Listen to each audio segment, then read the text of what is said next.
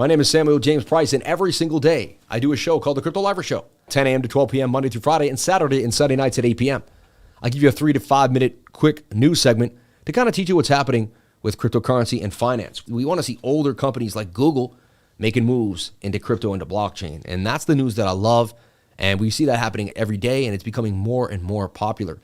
Google Cloud is running a validator on Celo network.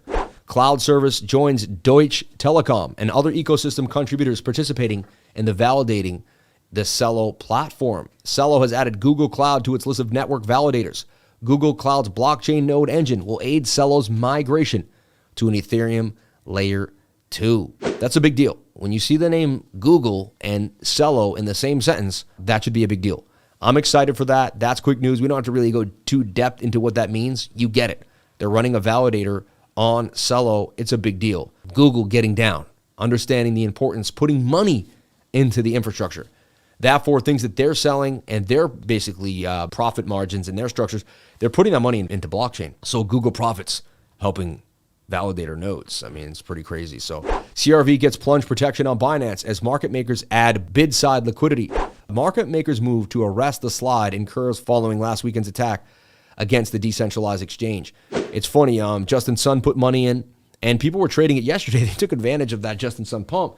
I saw a kid in my trading group, a man, he turned $500 into $147, 2,700% gains, and he did use Master Friend strategy. It became the move. But that's a big deal for Curve. You know, they're getting held up. Market makers tend to pull orders to avoid getting caught in an unfavorable price swing, told CoinDesk. That's why liquidity disappeared on order books during big market events such as the March banking crisis or FTX collapse.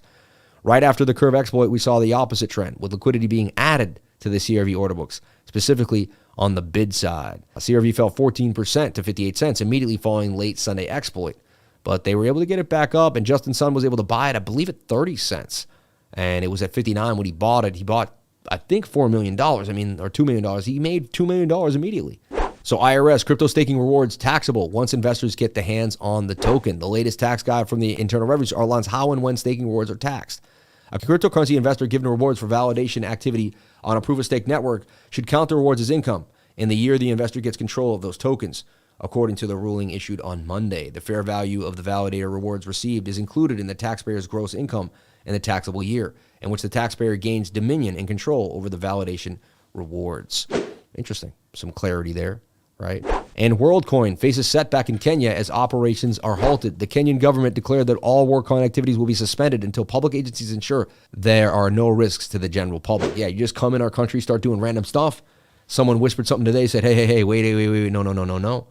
And lo and behold, things started, you know what I mean? Yeah, they were like, put the kibosh on that. Something shady's going on. So even in Kenya, they're like, no. And we already told you this thing was shady as all heck. This is just kind of corroborating the story that we had already, that this thing was shady. And that is the news for you all today.